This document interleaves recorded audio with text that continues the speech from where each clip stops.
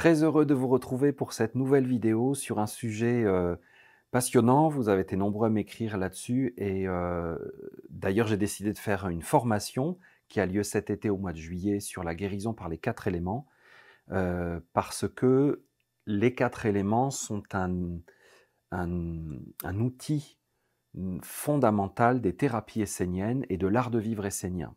Donc, je suis en domaine connu, en tout cas pour ce qui concerne la tradition essénienne, et je vais partager aujourd'hui avec vous quelques éléments de base. Alors, si vous venez nous rejoindre pour cette formation en présentiel qui a lieu dans le sud de la France en juillet, vous aurez là déjà quelques idées générales. Bien sûr, on ira beaucoup plus loin, on va rentrer dans des pratiques approfondies, mais vous aurez déjà quelques idées générales de ce qu'on va faire dans cette formation au mois de juillet. Alors, les 4 éléments, c'est la tradition essénienne, la tradition occidentale de manière générale. Je vous ai mis des références, bien sûr, les volumes de Platon pour ceux qui connaissent et qui aiment travailler avec, hein, et vous avez les symboles, utilisés en alchimie, le feu, l'air, l'eau et la terre. Donc c'est de ces 4 éléments-là qu'on va, discuter, et ils sont et dans un certain ordre, dans une certaine, présentation, et à la fois ils sont totalement mouvants, ils sont indissociables, ils sont vraiment en permanence associés, mais à la fois, ils sont en tels qu'ils sont eux-mêmes. Le feu n'est pas mélangé à l'air et pourtant le feu n'existe pas sans l'air et l'air sans le feu. Donc il y a vraiment, il faut comprendre cette double, nature de ces éléments. C'est que on peut en parler de manière assez spécifique et détaillée, mais en réalité, il faut ne pas oublier de toujours les considérer dans un ensemble et une unité. Parce qu'il n'y a pas de 4 sans le 5 et que ce fameux 5e élément, bien sûr, est l'origine et l'aboutissement de toute, la raison d'être de toute leur existence et leur manifestation. Alors ces 4 éléments, c'est pas nouveau, on les connaît depuis très longtemps et on en parle depuis très longtemps. Vous retrouvez ça dans la cosmogonie d'Héliopolis égyptienne, dans, la médecine bien sûr, d'Hippocrate. Vous voyez ici sur cette illustration, alchimique, heu, ces 4 éléments qui sont représentés avec des tempéraments bien sûr. Cette notion, elle a été, valable et considérée comme scientifique pendant des millénaires. N'oublions pas ça.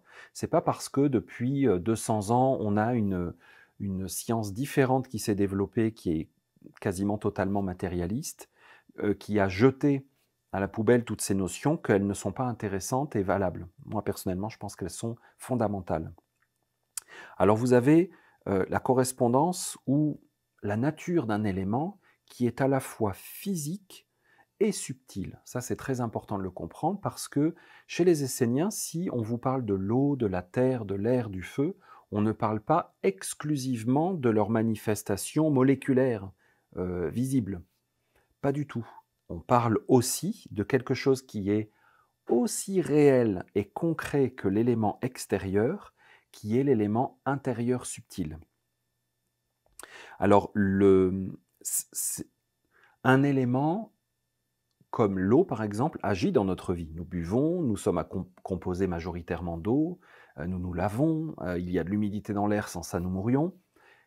L'eau fait partie de notre vie physique et de la même manière, elle est constamment agissante dans notre vie intérieure et dans notre vie subtile, et elle se manifeste comme une énergie froide et humide. Alors vous pourriez dire: «Bah, moi j'aime pas le froid et l'humidité, donc j'aime pas trop l'eau, je suis pas en affinité avec l'eau». Oubliez ça, hein, oubliez des jugements hâtifs ou des impressions «j'aime, j'aime pas», ça vous restez à la superficie de la connaissance du réel si vous faites ça. Donc l'eau est froide et humide, ça veut dire qu'à l'intérieur de toi, lorsqu'il y a une capacité de froideur et une humidité qui est tellement importante, ça va forcément équilibrer l'élément, du feu, par exemple, qui est chaud et sec. Donc là, on comprend que si on a trop de certaines qualités d'un élément, eh bien, on peut rentrer dans un déséquilibre. Le feu qui est chaud et sec, est un élément, favorable que beaucoup de personnes apprécient. On aime l'été, on aime aller dans le sud, on aime la chaleur sèche, par exemple, beaucoup, en tout cas beaucoup de personnes. Hem, c'est la présence, donc vous savez que j'aime beaucoup la Grèce et qu'on fait des voyages initiatiques en Grèce. C'est le pays du feu. Il y a du feu partout, partout. C'est un pays de feu qui est majoritairement chaud et sec. Vous comprenez que dans un pays comme celui-là, les personnes vont être imprégnées beaucoup plus des qualités du feu. Et que donc, il faut d'autant plus travailler les qualités complémentaires qui vont être celles de l'eau, le froid et l'humidité pour équilibrer ça. Alors, il y a l'élément terre qui est froid et sec et l'air qui est chaud et humide. Et il faut savoir donc que quand on parle des 4 éléments, on parle à la fois des 4 éléments physiques. Pour ceux qui viendront au stage de guérison par les 4 éléments cet été, vous verrez qu'on va faire des pratiques avec les éléments physiques concrets et que le but est d'éveiller à l'intérieur de nous ces énergies et d'en prendre conscience, de prendre conscience de leur présence, de leur existence et donc de leur influence dans notre vie. Alors comment les éléments subtils influencent notre vie, c'est ce que je vous montre ici. Il ne faut surtout pas entrer dans des croyances spirituelles qui pourraient devenir théoriques et abstraites, des 4 éléments. Par exemple, dans l'Ayurveda aussi, on a ces 4 éléments, ou dans la médecine naturopathique, hippocratique, on a ça. Il ne faut surtout pas que ça devienne abstrait ou une croyance. Il faut vraiment pouvoir l'observer, l'étudier à l'intérieur de soi, et pour ça, on a 4 espaces de manifestation chez les êtres humains, que vous connaissez si vous êtes abonné à ma chaîne, qui sont les pensées, les sentiments, les désirs et les actes. Et donc, nous avons à notre disposition 4 outils principaux, 4 véhicules, 4 capacités, on pourrait même dire 4 corps. C'est-à-dire que tu as un corps physique, mais tu as aussi un corps de pensée, et une capacité de penser et une activité de pensée, dans laquelle il y a des processus corporels de nutrition, de digestion, d'excrétion, de perception, de sensation. Et il y en a aussi un au niveau de tes sentiments, il y en a un aussi au niveau de tes désirs et de tes envies. Et tes actes aussi, l'ensemble des actes que tu fais, constituent un corps énergétique. Et ces 4 centres, points d'activité dans nos vies, sont des espaces dans lesquels tu peux étudier ta propre vie, ta vie intérieure, l'influence, la présence éventuelle des éléments. Alors là, j'ai placé les 4 éléments parce que, principalement, je nuance, je mets un bémol, hein, principalement, le corps de pensée, par exemple, notre capacité de penser, notre organe subtil de la pensée, le corps énergétique constitué de toutes nos pensées, est associé à l'élément feu. Notre capacité de sens, de sensation, d'émotion et de sentiment est principalement associée à l'élément air. Notre capacité de vouloir est principalement associée à l'élément eau, et notre capacité d'action, bien sûr, est très terrestre. Et vous voyez en dessous de cette silhouette, j'ai placé vie expérimentée, c'est-à-dire que si tu réfléchis bien, nous pouvons vivre des situations, la vie nous fait vivre des choses, mais c'est en fonction de ce qu'il y a à l'intérieur de nous que nous allons expérimenter la vie. Je trouve qu'il faut revisiter le point de vue très matérialiste qu'on nous a donné, qui pourrait nous faire penser qu'un acte est un acte et que c'est quelque chose qui est fait et que c'est un fait. Il faut quand même l'équilibrer, cette vision. Elle est réelle. Quand nous sommes ensemble et qu'il y a une bombe qui nous tombe dessus parce que c'est la guerre, eh bien c'est un acte. Si nous sommes ensemble à un anniversaire et qu'il y a un gâteau, c'est un acte concret, c'est un fait. Par contre, chacun de nous va vivre la situation en fonction de sa vie intérieure et ça va énormément conditionner notre perception, la nature de ce que nous expérimentons. Il ne nous arrive pas la même chose à tous. Et la façon dont nous le vivons, l'impact que ça a sur nous, la réaction que nous pouvons avoir, la mémoire que nous pouvons engrammer, va dépendre énormément de ces parties de l'intérieur de notre être. Alors cette science des 4 éléments, elle est connue, étudiée depuis très longtemps. J'adore cette illustration très 18e siècle, 19e siècle peut-être, début, des tempéraments. Parce que donc dans la médecine hippocratique, qui a été en cours jusqu'au 19e siècle, les humains ont des tempéraments qu'on retrouve dans l'Ayurveda, j'imagine dans la médecine chinoise que je connais peu. C'est-à-dire qu'il y a des personnes qui... Alors, nous sommes tous des mélanges de ces 4 éléments, mais il y a des types. Quand tu commences à étudier la médecine, en tout cas dans l'ancien temps c'était comme ça, tu étudiais des tempéraments, des types de personnes. Il y a des personnes qui sont très mélangées, qui ont beaucoup d'éléments concomitants, qui cohabitent à l'intérieur d'eux et qui créent une personnalité assez multiple et équilibrée. Par contre, il y a des personnes qui sont extrêmement typiques d'un élément, parce qu'il y a un élément qui domine. Et donc ces 4 visages représentent des types très très dominants, donc exagérés, de chacun des éléments. Alors tu as voilà, le feu, l'air, l'eau et la terre. Lorsqu'ils dominent chez un homme, tu peux avoir ce type de physique. Alors ça peut être dangereux parce qu'on arrive à de l'eugénisme ou de la catégorisation sociale comme ça a pu être fait à certains moments. Il ne faut pas non plus rentrer dans des extrêmes, mais je trouve que c'est intéressant parce qu'un médecin devait le prendre en compte. C'est-à-dire que selon le type de son patient, il devait adapter le remède. Alors, je ne vais pas parler trop de ça dans cette conférence parce que ce n'est pas trop mon propos, mais c'était intéressant. Je trouve que c'est intéressant aujourd'hui parce qu'on a une médecine qui est extrêmement standardisée, il y a des protocoles pour tout, il y a des codes de maladies et tout ça. Or, dans la vision d'une médecine vivante, il n'y a pas deux gastro-entérites identiques parce que la gastro dépend du type de patient qui en souffre. Il n'y a pas deux asthmes identiques, il n'y a pas de bronchite différente, il n'y a pas de cancer différent. Parce que tu ne peux pas dissocier la problématique, même si elle est identifiée de façon identique par la médecine actuelle, tu ne peux pas la dissocier du patient et de son tempérament, de sa façon de réagir, de ses forces, de ses faiblesses, de ses tendances, de ses déviances naturelles au niveau de son organisme, des faiblesses qu'il peut avoir. Par exemple, un tempérament lymphatique peut facilement avoir de la difficulté à éliminer des toxines, par exemple, parce qu'il y a trop de stagnation, s'il y a un excès d'eau, même dans le tempérament. Vous voyez, donc ces 4 éléments, ils sont à considérer physiquement, physiologiquement, dans leur action sur le corps physique, mais aussi dans leur action sur nos processus intérieurs et les interactions et les synergies intérieures qui vont, tu vois, la façon dont l'air et le feu vont collaborer à l'intérieur de toi, vont parler de la façon dont les pensées et les sentiments vont communiquer. Ça va donner, par exemple, un tempérament sanguin. Un tempérament sanguin est lié à l'élément air. Avant, on disait aussi colérique, parce que le feu enflamme facilement l'air quand il y a trop d'air. Le feu va prendre une amplitude phénoménale par un trop plein d'air, pas par un excès de feu.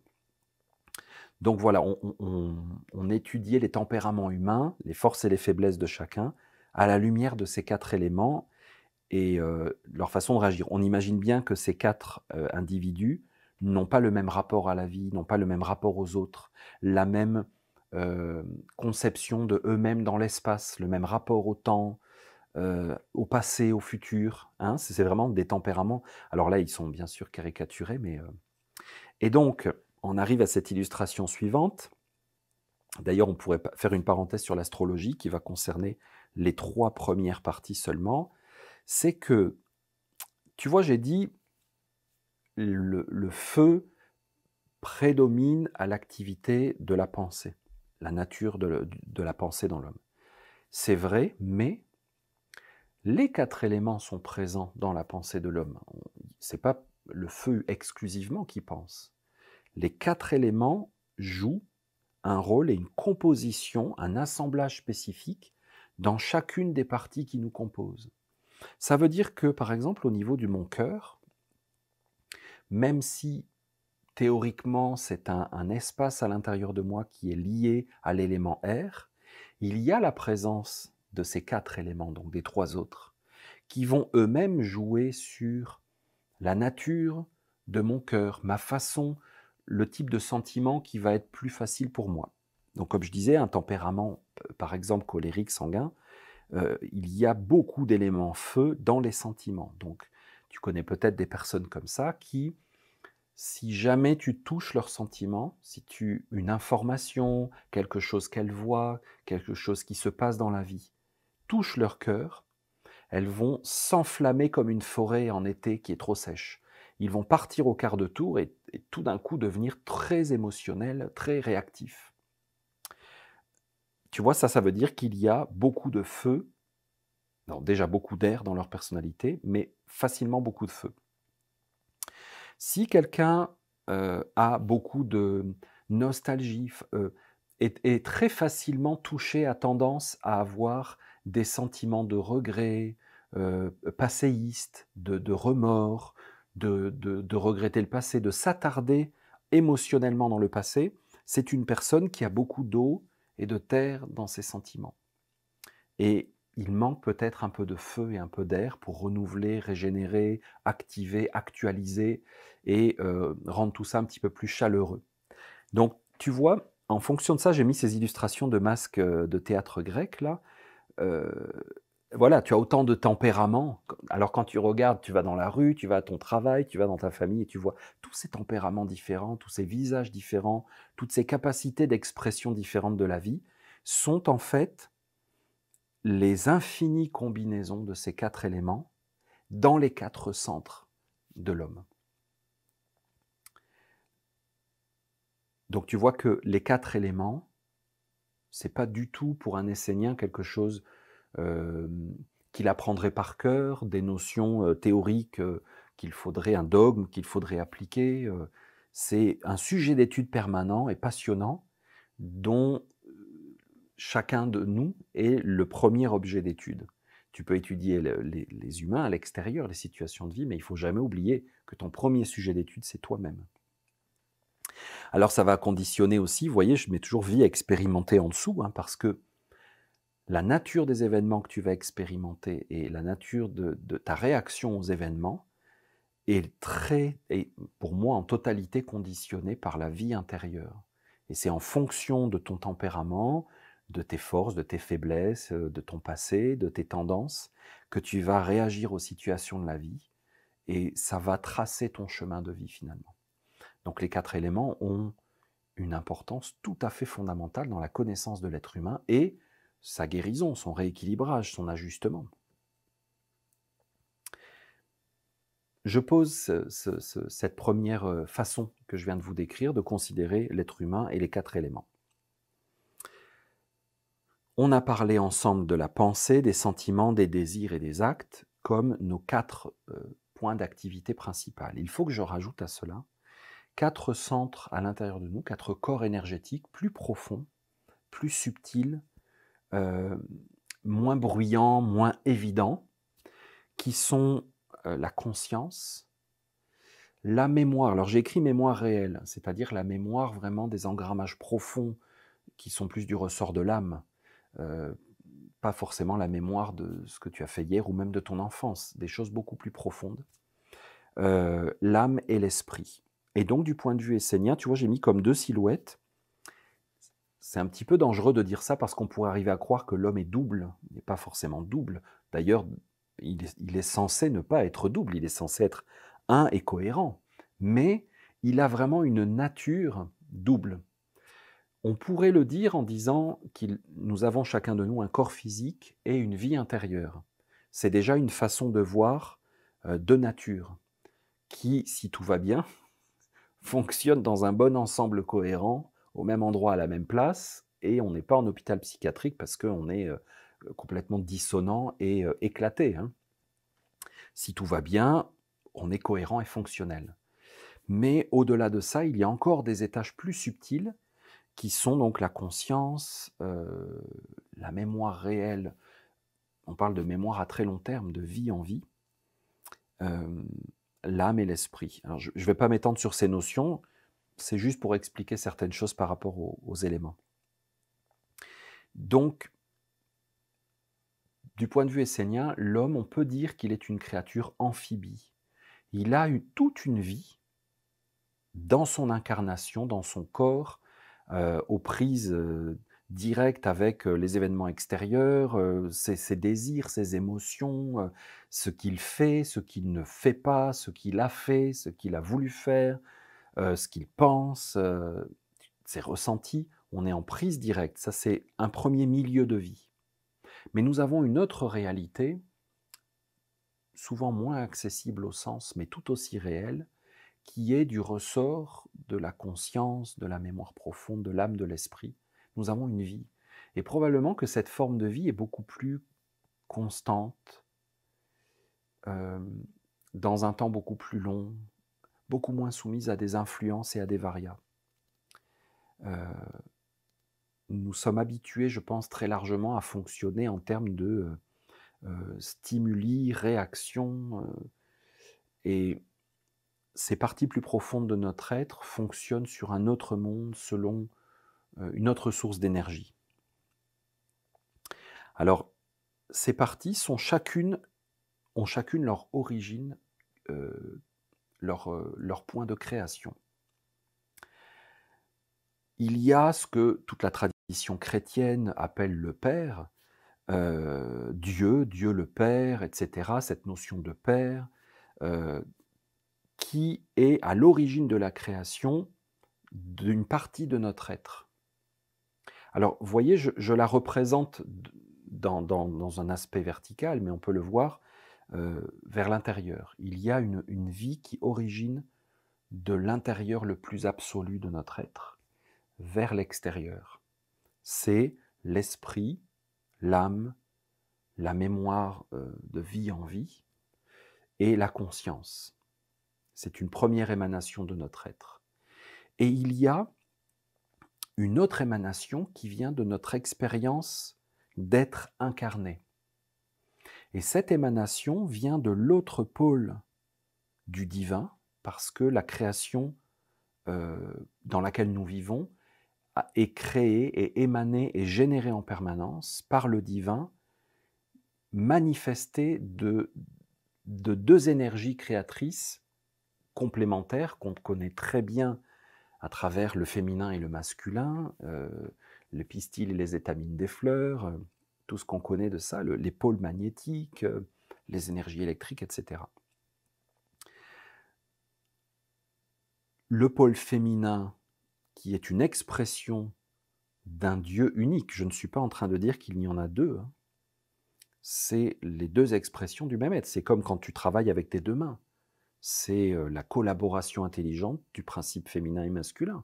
C'est comme quand tu vis avec tes deux lobes, tes deux sphères cérébrales, tu comprends? C'est juste la même. Tu as un cerveau, mais tu as deux hémisphères dedans, qui chacune ont une fonction particulière. Donc tu as cette émanation du divin, que les Esséniens peuvent appeler Dieu mère, qui génère à l'intérieur de nous les parties dont on a parlé déjà, pensée, sentiment, désir, acte. Donc, je ne suis pas en train de dire que nous sommes coupés en deux et qu'il faut nous envisager dans une dualité permanente et une incohérence. Pas du tout, au contraire. Mais le fait est que si je décris ta maison, je peux quand même dire qu'il y a un toit, des murs et un sol. Je ne suis pas en train de découper ta maison en morceaux et de te compliquer la vie, et que toute la journée, tu dois te dire, mon Dieu, mais est-ce que je dois, puisqu'il y a un toit, est-ce que je ne l'oublie pas en ne marchant pas dessus? Non, tu es censé marcher sur le sol et avoir le toit au-dessus de ta tête. Tu n'as pas nécessairement à avoir un trouble de ton positionnement à l'intérieur de tout ça, pas du tout. Alors, pour cette raison, on peut entendre dans l'enseignement essénien dire que les hommes sont animés par deux énergies, deux courants, deux mouvements. Alors, en latin, l'animation, anima, a donné en français âme. Donc, quand on parle d'âme en français, c'est un terme très très général et très vague. Je pense que j'en ai parlé dans d'autres vidéos. Je me souviens plus. J'en fais beaucoup dans différents contextes. Mais quand même, il est certain que l'homme peut avoir deux sources d'animation et de mouvement qui parfois ne sont pas cohérents. Alors, je vous disais que je n'étais pas en train de décrire un homme amphibie coupé en deux, mais parfois oui. Il peut y avoir une incohérence entre ce dont tu as conscience profondément, qui peut créer à l'intérieur de toi des valeurs profondes, des certitudes, des valeurs vraiment absolues, indéflectibles auxquelles tu adhères, et ton mode de vie, et les choix de vie auxquels tu es soumis et dans lesquels finalement, ta conscience n'a pas trop eu son mot à dire.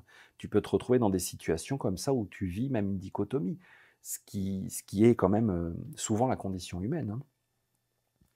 Donc tu vois, je représente ici la roue médecine des Esséniens, qui est la représentation d'un être humain avec ses différents espaces intérieurs, et tu vois que plus tu rentres à l'intérieur de l'homme, plus tu vas profondément, et tu as ces deux points qui sont l'origine de ce qui existe. Le Dieu un est un pôle de la création, et j'aurais pu mettre Dieu multiple, mais on aurait pu croire que je voulais dire Dieu multiple comme une multiplicité, mais c'est Dieu plutôt exprimé, c'est-à-dire que lorsque tu vois les formidables écosystèmes, l'incroyable variété, diversité de la vie, pour un Essénien, c'est le divin exprimé dans toutes ses possibilités. Et même pas toutes, il y a encore d'autres possibilités. Et cette multiplicité d'expressions est un pôle extrême de la création. Et il y a à l'intérieur de nous l'autre pôle complémentaire qui est l'unité absolue, la non-diversité, la non-multiplicité, justement. Alors, l'homme contient tout cela et unit ces deux pôles parce qu'il est une créature du cosmos, de l'univers, de la vie avec un V majuscule. Il ne peut pas faire autrement que de contenir en lui, d'avoir à l'intérieur de lui un lien avec ces deux pôles du divin qui crée la vie. Ces deux points originels, donc Dieu, le divin, la vie multiple, et la vie une absolue, non manifestée, en permanence originelle, sont comme le point zéro. Tu comprends, le point originel absolu d'une chose. Et d'une certaine façon, c'est un petit peu ce que j'ai essayé de partager avec vous dans la vidéo précédente sur la guérison du karma. Quand je vous ai parlé de ce pèlerinage, tu vois, de faire un pèlerinage, tu peux faire un pèlerinage dans ton enfance. Tu retournes sur des lieux parce que tu retournes au point zéro d'un souvenir. Et il peut y avoir un processus de guérison qui se déroule à ce moment-là. Et il y a deux points originels à ces deux expressions de la vie et nature de la vie à l'intérieur de nous. Donc, je le pose, on va en parler dans la suite. Donc, quand on parle de l'origine de la mémoire, il y a une mémoire, une possibilité de nous souvenir, d'accéder au souvenir du un absolu non manifesté avant l'expression de la vie. Et il y a la possibilité de retrouver la mémoire de l'expression spécifique d'une forme de vie et de sa raison d'être. Tu vois, aujourd'hui, les biologistes, on dirait qu'ils redécouvrent la notion d'écosystème et de symbiose, de synergie, de collaboration intelligente dans la nature, qui est partout répandue. Et pour ça, ils vont dans l'étude très approfondie, extrême, zoomée sur les toutes petites formes de vie pour comprendre leur interaction et leur complexité. Tu vois, on en arrive aujourd'hui à dire qu'on a un ensemble de bactéries dans l'intestin qui collaborent de façon intelligente et qui participent à notre vie. Ça, c'est vraiment un zoom sur l'extrême petite forme de vie et leur raison d'être et leur collaboration. Je pense que les cultures ancestrales savaient ça naturellement, mais donc il y a ces deux possibilités d'aller chercher la mémoire originelle de l'unité et de la diversité. Par exemple, lorsque tu poses ton corps sur le sol, soit pour dormir quand tu te reposes, soit pour méditer, ça veut dire que tu fais le même acte mais de manière consciente, mais tu places ton corps dans l'immobilité. c'est-à-dire le point zéro, ce qui précède tous les mouvements. Tu vois, avec le corps, tu peux faire tous les mouvements que tu veux. Qu'est-ce qui précède, quel est le point commun de tous ces mouvements? C'est l'immobilité. C'est l'existence pure du corps, hors mouvement, avant l'expression et la manifestation de la vie. Tu vois, par exemple, tu es un artiste, tu es sur scène, tu fais du stand-up, de la comédie, tu fais un spectacle tout seul, et tu arrives sur scène, tu as un micro, tu peux dire, faire tout ce que tu veux, tout est possible. Tu es au point zéro, à l'origine de tout ton processus créatif et de tout ton partage. Tu as un tableau blanc devant toi, tu peux écrire, dessiner tout. Tu vois, tu as la capacité de revenir à l'origine, au silence qui précède toute expression, toute création, toute musique, tout son. Et bien sûr, on le connaît à travers la méditation, mais je trouve ça dommage que on limite cette vision à la méditation. Alors bien sûr, j'ai mis une photo qui nous fait envie, hein, d'être comme ça, assis sur un rocher avec un paysage comme ça, totalement naturel, mais on peut le faire où que l'on soit, et le processus de sommeil est très similaire. Et d'ailleurs, quand est-ce que tu as récupéré ton énergie? Quand tu as placé ton corps dans le non manifesté, dans l'oubli, dans l'absence, dans le vide, dans le noir, dans le point zéro. Si tu dors bien d'ailleurs, tu es reposé. Si tu dors mal, tu n'es pas reposé. Si tu dors bien, c'est que tu as atteint, le corps physique a atteint ce point zéro de repos. Il y a d'ailleurs des processus électriques dans le cerveau, hein, qui font que le cerveau fait comme un redémarrage d'ordinateur quasiment. Ce processus qu'on connaît tous dans le corps physique, on sait très bien ce que c'est passer une bonne nuit, ne pas avoir assez dormi, et ce sentiment d'avoir profondément dormi et de recommencer la journée à neuf. Il existe aussi, tu vois, dans les centres subtils à l'intérieur de nous, dans nos corps subtils énergétiques aussi. Alors j'ai mis ces 3 étapes. Tu as d'abord l'origine, la référence absolue, le silence, la présence du divin à l'intérieur d'une chose. Et puis tu as la vie. On vit, on sent, on a des émotions. On va parler par exemple du centre des sentiments. Tu as le cœur tel que créé, émané par le divin. Et puis tu as tout ce que tu vas vivre avec ton cœur, tout ce que tu fais vivre à ton cœur, les hauts, les bas, les émotions d'expansion, les émotions de contraction, les émotions de feu, les émotions d'air, de dilatation extrême, les émotions d'eau qui vont être plutôt froides et humides, les émotions de terre qui vont être froides et sèches, un cœur froid et sec, ça va être une émotion de terre. Tout ça va créer des mouvements énergétiques à l'intérieur de ton corps d'énergie de cœur, de sentiments, et des autres bien sûr. Et il y a un processus de recentrage possible qui permet de redistribuer l'énergie autour du point originel. Et cette redistribution des cartes, cette remise à niveau, c'est vraiment comme un recentrage. Et bien sûr, ça se fait dans le corps physique. On le sait, on va en vacances, on va dans des spas, on fait des séances de relaxation, on dort bien sûr, on fait des siestes, on médite.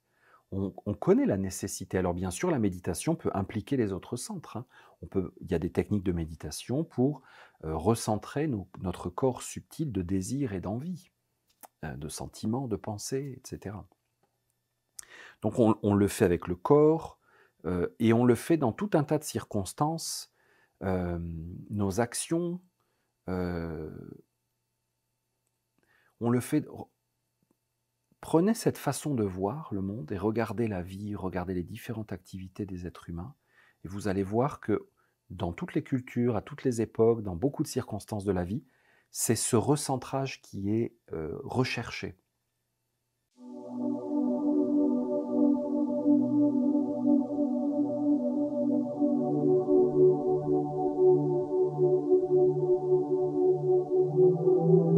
Chaque partie de notre être, elle a son point de référence d'origine, c'est-à-dire que tu as les polarités absolues, donc l'unité absolue, et la multiplicité, la variété absolue et la raison d'être de chaque créature différenciée. Et chacune de nos parties doit aller rechercher dans l'origine qui la concerne. C'est-à-dire que tu ne peux pas aller chercher, régénérer ta conscience, elle ne peut pas se régénérer dans les pensées, les sentiments, les désirs, les actes et la multiplicité de la vie. Elle ne peut pas. Ce n'est pas son origine. Elle ne peut se régénérer que par son point zéro qui est encore plus profond à l'intérieur et qui vient de l'unité absolue. Tu vois, l'énergie de tes désirs, elle peut être éclairée par une prise de conscience. Tout à coup, tu as une prise de conscience et tu te rends compte qu'une chose que tu voulais dans ta vie, finalement, n'est pas saine, n'est pas bonne et ne te correspond peut-être même pas. Et quand c'est une vraie prise de conscience, tu laisses tomber, tu lâches prise complètement sur une chose que tu voulais, tu t'aperçois que ce n'est pas toi qui le voulais, ou que ça ne te sert à rien, ou que tu le voulais pour des raisons qui n'étaient pas claires. Donc la conscience peut éclairer le désir. Mais le point zéro du désir n'est pas la conscience, il se trouve dans la terre, dans la mer que les Esséniens appellent la mer. C'est dans la nature et dans le réel que les désirs peuvent être totalement régénérés et quelque part, j'allais dire, ils passent au cash. Ça veut dire que c'est comme quand tu passes les nettoyeurs haute pression, hein, comme les Karcher, tu enlèves tout ce qui est superflu. Mais ça ne se fait pas même par la pensée. Tu vois, la pensée n'est pas le point zéro d'un désir. Sinon, ça veut dire par exemple que tu es un intellectuel ou un religieux fanatique et qu'au nom de choses intellectuelles, morales, pensées, tu veux conditionner, contrôler, imposer des désirs.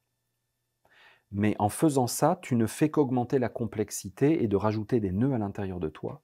Ça n'est pas du tout ce processus de guérison par les 4 éléments. Tu ne reviens pas au point originel qui est sur la terre. Alors, tu sais, j'aime beaucoup que dans la Genèse, par exemple, on dit « Dieu dit que la lumière soit ». Il a dit, il a émané un son, une vibration. Bien sûr, chez les Esséniens, on travaille beaucoup avec les sons, les chants sacrés, les mantras, les vibrations sonores, etc. Et bien sûr, le silence précède le son, et d'une certaine façon, le son ne peut être posé que sur un silence. Va dans un endroit très bruyant et essaye de poser une parole ou un son. Ton son ne peut pas se poser parce qu'il est associé à d'autres. Alors, ne prends pas l'exemple du chant choral parce que c'est l'exemple inverse. Dans un chant choral, dans un chœur, ton son est posé sur d'autres sons parce qu'il y a une intelligence et une harmonie qui président. Je parle de sons qui ne vont pas ensemble. Parce que parfois, tu vois, dans tes sentiments, dans ton cœur bat une certaine mesure, mais simultanément, il bat une autre mesure pour d'autres choses, et tu peux avoir des sentiments tout à fait contradictoires et problématiques, parce que simultanément, ton cœur va émettre différents sons pour différentes choses. Donc, au niveau du son, j'ai pris le petit signal des réseaux Wi-Fi, là, mais c'est vraiment ça, c'est-à-dire qu'il y a un point originel d'où il y a une émanation progressive. Et en revenant au silence qui précède la pensée, au silence qui précède tes sentiments, au silence qui précède tous tes désirs, au silence qui précède tes actes, tu peux retrouver une capacité à émaner quelque chose de vraiment complètement différent et nouveau. Et les 4 éléments sont les puissances créatrices originelles de chacun de nos centres d'expérience et de vie. C'est-à-dire que le point originel, si tu veux remonter à l'origine de la pensée, tu peux le faire grâce au feu. L'élément feu est la mémoire, le point zéro, le silence, d'où émane la capacité même que tu as de penser. L'élément air est le point zéro absolu, pur, la pureté absolue originelle de ta capacité à percevoir. Hein, tu sais, en naturopathie, l'élément air est associé au système nerveux et à la sensibilité nerveuse. Donc l'élément air précède et émane la capacité de percevoir et la sensibilité, la capacité sensitive sensorielle. Et donc, il est l'instrument même de tout ce que tu considères comme étant des sensations, des perceptions, des émotions. L'élément eau est le point zéro originel, le silence à l'origine de tous les désirs que tu peux avoir, et l'élément terre est le point zéro, le silence originel de ta capacité à agir, à poser des actes concrets. Donc chacun de nos centres, hein, tout à l'heure je vous ai montré cette figure où il y avait plein de lignes autour d'un point, chacun de nos centres peut de nouveau constituer ce cercle parfait avec un point. Et tu vois, tout de suite, je veux nuancer.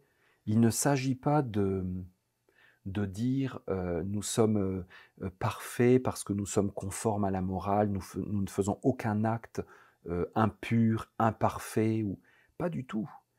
Ce n'est pas du tout une recherche qui ferait que la vie serait terriblement ennuyeuse et pas drôle. Pas du tout.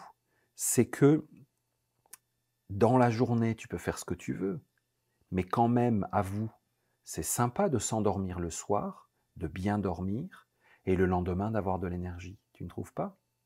Est-ce que tu imagines comment serait ta vie si toutes les journées s'accumulaient comme des strates? Quelle serait ta capacité d'action et d'énergie au bout de quelques jours? Ça s'appelle l'insomnie. C'est absolument l'enfer, c'est invivable.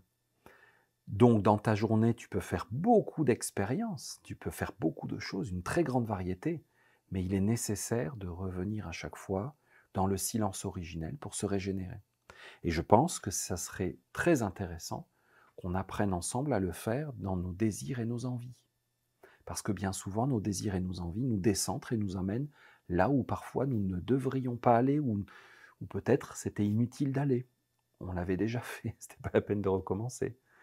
Et dans nos sentiments, alors on n'en parle même pas. Je pense que ça serait très intéressant, que ça serait des grandes guérisons, ce ressourcement.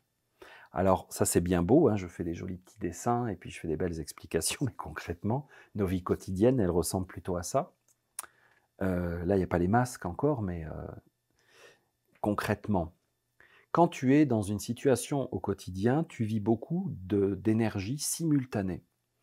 Tu vois, c'est la vitesse, aujourd'hui un des gros problèmes, c'est la vitesse, la concomitance des événements qui fait que la vie a perdu cette capacité à organiser notre vie intérieure énergétique, qui fait que nous vivons beaucoup de déséquilibres que nous ne vivions pas il y a 100, 200 ans, où nous avions une vie plus naturelle. Je ne suis pas en train de dire que la vie était parfaite et beaucoup plus facile, mais il n'y avait pas les mêmes problèmes. Parce qu'il faut voir ça aussi à l'échelle d'une organisation sociale, etc. Donc, vous voyez, par exemple, cette personne doit peut-être, j'interprète complètement la photo bien sûr, hein, elle doit à la fois répondre à son comptable parce qu'il y a un problème dans son rapport d'impôt, à la fois garder sa fille pour tel et tel problème, et à la fois surveiller sa fille malade, et elle a en plus une casserole sur le feu, et son mari est en retard pour quelque chose, ou elle vit seule. Tu vois, elle est dans une situation avec énormément de paramètres qui provoquent dans ses désirs, alors dans ses actes, elle est en train de faire quelque chose, elle se retrouve dans une situation. Elle a des désirs, des envies, des sentiments et des pensées probablement incohérents, soumis à des paramètres totalement différents, dans un laps de temps extrêmement court, et elle doit faire face à tout ça en même temps. Tu imagines bien que, d'après la constitution que je t'ai montrée, la vision essénienne, qui fait que lorsque tu penses, tu es associé à l'élément feu. Cette personne est en train d'essayer de concentrer sa pensée sur quelque chose, donc l'élément feu à l'intérieur d'elle est utilisé pour quelque chose. Elle peut avoir des sentiments contradictoires, peut-être qu'elle n'a pas envie de faire ce qu'elle fait en ce moment, donc elle va avoir un sentiment ambigu de devoir, de soumission, et en même temps, de colère, de refus, de frustration. Elle peut avoir toutes ces émotions, au même endroit, au même moment. Donc plusieurs éléments vont être, en conflit, vont être, en disharmonie. Ils ne sont pas forcément, cohérents. Donc il y a énormément de bazar, de chaos qui peut être engendré de ça. Et donc les 4 éléments se retrouvent non plus dans une collaboration intelligente naturelle et une merveille de l'écosystème de l'univers, mais l'homme, par sa vie actuelle, plonge les éléments à l'intérieur de lui et ses forces naturelles, ses corps énergétiques, dans des positionnements et des collaborations problématiques.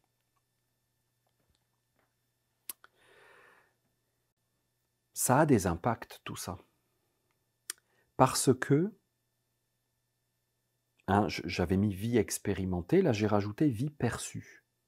Ça veut dire que la façon dont tu vas percevoir les événements, et la façon dont tu vas réagir, donc la façon dont tu perçois, la façon dont tu réagis, l'interaction que tu as avec le monde et les êtres, est très largement conditionnée par ta vie intérieure. Or, si les éléments sont chaotiques, en conflit, déséquilibrés à l'intérieur de toi, tu vas vivre, percevoir, agir, penser, ressentir selon tout cet étrange mélange intérieur, mouvant en plus. Et à l'évidence, du point de vue essénien, ça n'est pas idéal. Parce que lorsque tu fais une expérience d'incarnation, l'idéal, c'est que tu aies une perception de la réalité la plus claire possible afin de vraiment vivre des expériences profondes qui vont pouvoir toucher ton âme. Or, quand tu fais ce genre d'expérience où tout est mélangé, tu es dans une confusion qui fait que les énergies des éléments qui devraient être bénéfiques, positives, aidantes, guérissantes, structurantes, organisant la vie, sont elles-mêmes plongées dans un désarroi et un chaos parce qu'elles ne perçoivent plus la cohérence de ce qu'elles doivent faire en toi. Tu vois, quand tu plantes un petit grain de blé dans la terre, la nature sait très bien ce qu'elle a à faire. Les éléments s'approchent de la graine et vont faire une tige et un épi de blé, des grains de blé. Là, lorsque tu es plongé dans cette bouillie d'éléments, les éléments ne savent plus nécessairement qu'est-ce qu'ils doivent faire. Tu comprends? Je re-regarde cette femme, par exemple, cette personne. Si tu es l'élément feu, par exemple, tu n'as pas le choix que d'être associé à cet être humain, parce que c'est sa nature, et c'est ta nature. Tu es associé à l'être humain, principalement à son activité mentale, mais tu vis aussi dans son cœur, tu vis dans les désirs de cette personne, tu vis dans ce qu'elle fait. Eh bien, peut-être, alors je ne veux pas du tout caricaturer, mais je l'ai pris exprès pour caricaturer, j'ai pris un exemple un peu qu'on connaît tous, hein. Peut-être que l'élément feu, l'énergie feu, ne sait plus qu'est-ce qu'elle doit faire, ne sait pas où elle doit aller, ne sait pas comment elle peut organiser la vie. Et ça cause des problèmes importants. Alors j'ai pris cette illustration qui n'est pas essénienne, que je ne connaissais pas, qui est une roue dans laquelle, bon, il y a des gens, c'est leur spécialité, ils étudient les émotions humaines, et ils ont fait comme une roue, un tableau, là, ils ont classifié, listé énormément d'émotions, d'états d'esprit, hein. Tu as craintif, accablé, préoccupé, honteux, ignoré, intimidé, terrible, évitement, distant, retiré, jugement. Qu'est-ce que tu as ici? Il n'y a pas des trucs sympas, un peu optimiste quand même, inspiré, ouvert, extasié, amusé, curieux, voilà. Tout ça se mélange à l'intérieur de nous. Et en fait, ce qu'on voit ici, là, du point de vue essénien des 4 éléments, chaque mot qui est ici sur cette roue n'est pas une chose réelle. C'est une combinaison des 4 éléments particulière qui va donner une certaine couleur. Tu sais, les couleurs primaires. C'est pour ça que j'ai pris cette illustration. Je trouvais ça très inspirant de voir ces couleurs mélangées et l'infinie variété de teintes que tu peux faire dans les couleurs, qui est un mélange particulier des couleurs primaires. Et donc, les 4 éléments, de la même manière, se mélangent, s'associent, et créer quelque chose de spécifique sur lesquels on peut mettre des mots, hein. Craintif, inspiré, sceptique. C'est un mélange des 4 éléments. Alors, tu comprends que tout ça va engendrer une infinie quantité de pensées, d'émotions, d'envies. Tu n'as pas les mêmes envies si tu es révolté que si tu es libéré. Tu n'as pas du tout les mêmes envies. Tu comprends l'impact que ça a sur notre société? Regarde les actualités, tout ce qui se passe, ce qui s'est passé hier, ce qui se passe aujourd'hui. Ça ne serait pas la même chose si tu es détestable ou si tu es abasourdi. Tu comprends? Donc, la diffraction des éléments, leur mélange, leurs associations, la saveur spécifique qu'ils vont générer, la vibration, la sonorité, la couleur qu'ils vont donner et qui s'expriment et que les hommes vivent comme une fatalité, n'est pas du tout la même en fonction de l'organisation, l'enchevêtrement des 4 éléments à l'intérieur de soi. Donc lorsqu'un être est poussé au suicide, bon, je prends des trucs dramatiques, lorsqu'un être est poussé à commettre un crime, à agresser quelqu'un, lorsqu'un être est poussé à tirer sur un autre dans une manif de gilets jaunes, lorsqu'un être est poussé à sauver une vie, lorsqu'un être naturellement va aider l'autre, lorsqu'un être est empli d'empathie pour écouter quelqu'un, il est vécu par des émotions, par des sentiments, par des énergies, des forces qui viennent de la combinaison de ces éléments. Donc ce n'est pas du tout un détail. Je pense qu'il y a un grand besoin de guérison des 4 éléments à l'intérieur de l'homme. Alors, la méthode essénienne, elle a ça de spécifique que, tu vois, dans cette roue, on dirait qu'il y a comme l'étude de cette multiplicité, de cette variété, et peut-être l'analyse, les solutions à apporter, tu vois. Par exemple, si tu te sens inférieur, on ne va pas te proposer les mêmes thérapies ou les mêmes conseils que si tu te sens sans valeur, que si tu te sens terrifié. On va vraiment dans l'analyse spécifique. Donc il y a beaucoup de méthodes qui existent là-dessus. La méthode essénienne, elle est différente parce qu'elle dit il y a un point zéro, un point originel, un silence qui précède tous les sons.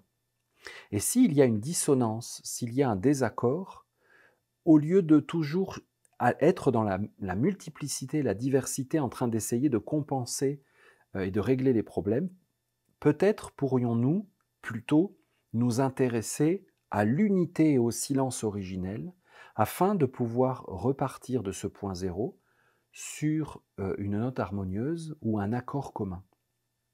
Alors tu vois ici, je prends le pôle du divin dans son aspect de mère, dans son aspect de multiplication, de multiplicité de la vie. Il y a un point qui émane. Or, les 4 éléments sont une émanation pure, absolue, primordiale de Dieu Mère. Donc eux-mêmes, ces 4 éléments, sont porteurs d'un point d'unité et de référence que en naturopathie, par exemple, ou dans la médecine hippocratique, puisqu'on parle des 4 éléments, on appelle ça la vitalité, le vitalisme. La vitalité ne vient pas de nulle part. Elle vient d'une façon spécifique à chaque cellule et à chaque organe. Par exemple, la vitalité de ton foie est spécifique à la nature du foie, à la fonction du foie, à ce qu'il doit faire. La vitalité d'un coureur de sprint n'est pas la même que la vitalité d'un joueur de football. Il n'a pas besoin du même type d'énergie, distribuée de la même manière, de la même qualité d'énergie. Donc, la vitalité nécessaire à tes pensées n'est pas la même que la vitalité nécessaire à tes sentiments. C'est ce que je disais en prenant l'exemple très courant des gens qui sont catégorisés en médecine hippocratique comme colériques ou sanguins. C'est que tout d'un coup, ton cœur s'enflamme et tu rentres dans des émotions extrêmement intenses et facilement emporté. L'énergie de tes sentiments n'est pas la même que l'énergie de tes pensées, de tes désirs. Tu as des êtres qui ont des convictions tellement fortes qu'ils vont aller mettre des bombes ou assassiner des gens pour leurs convictions. Donc l'énergie se distribue d'une certaine façon, alors que des gens peuvent être des êtres de conviction, ils vont monter un parti politique pour faire valoir leurs idées.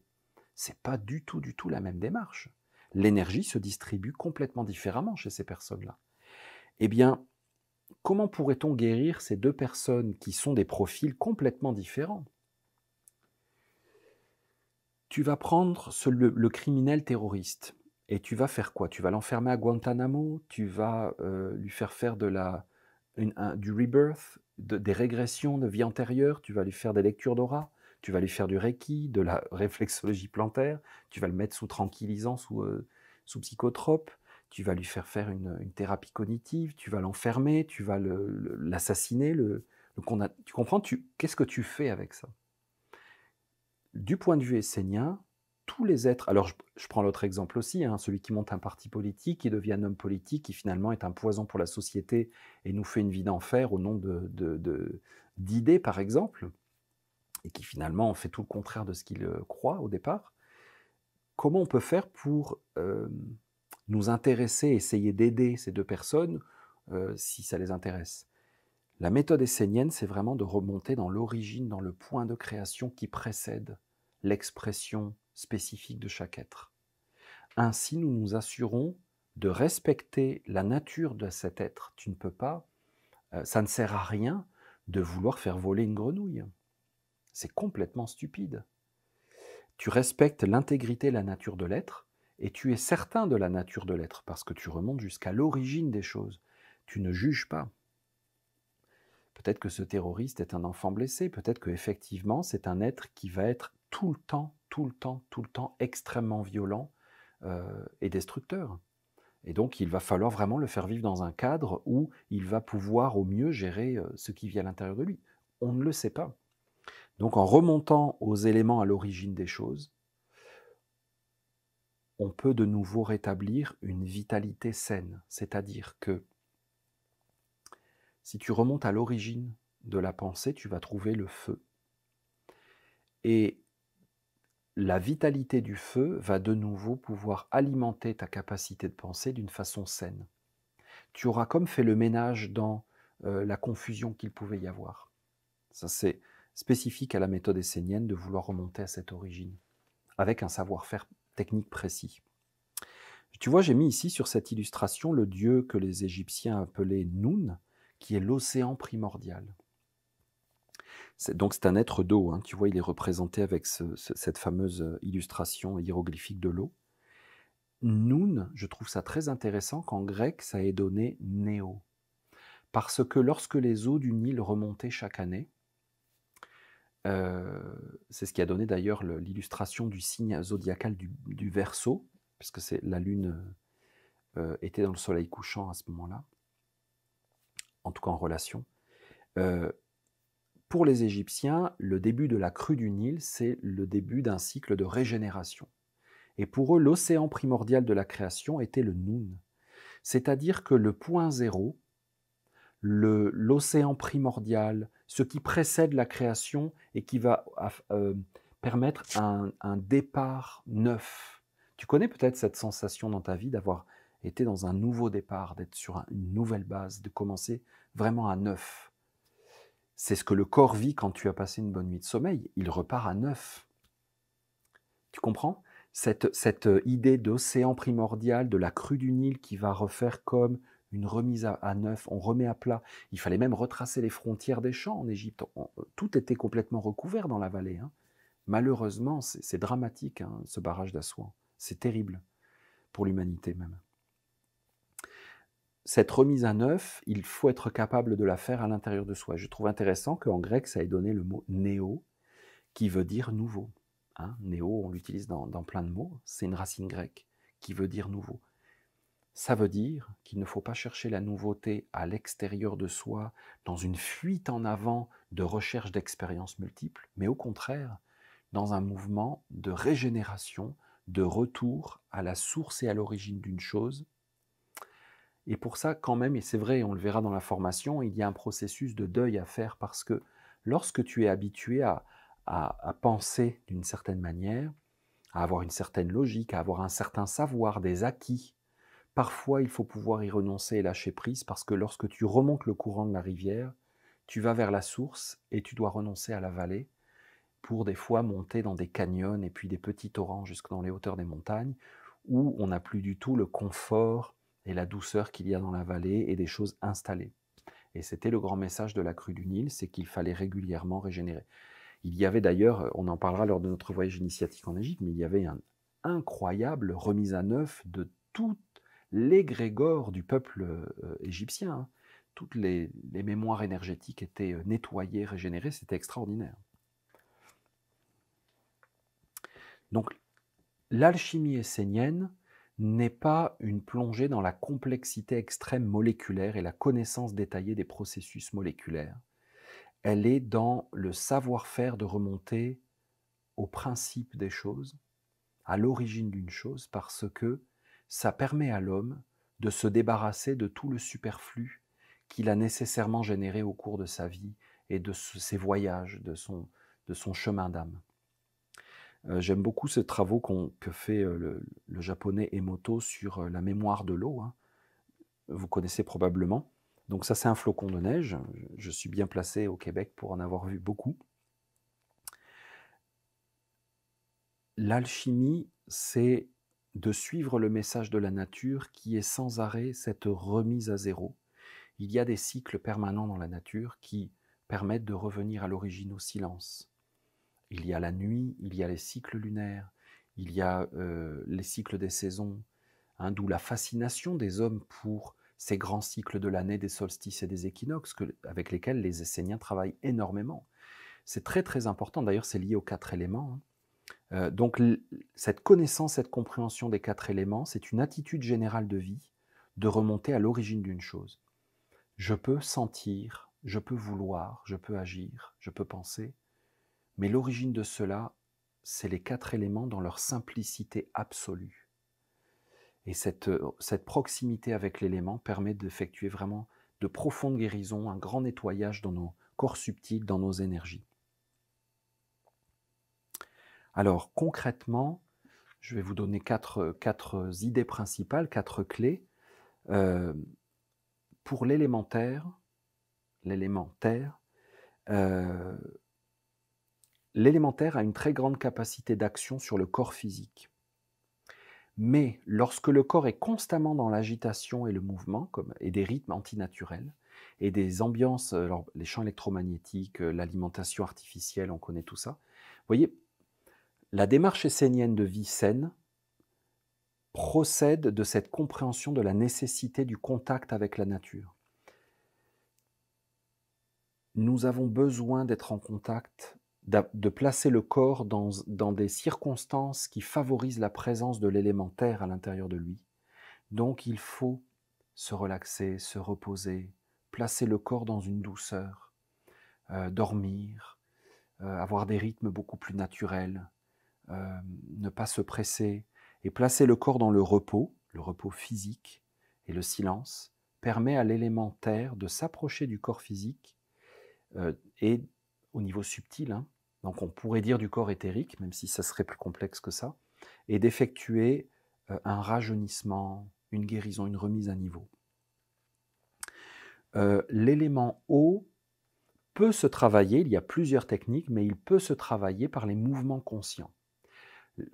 Puisque c'est l'énergie du désir, lorsque tu associes ton corps à un mouvement conscient, tu guéris énormément toutes les énergies de désir et d'envie qu'il peut y avoir à l'intérieur de toi.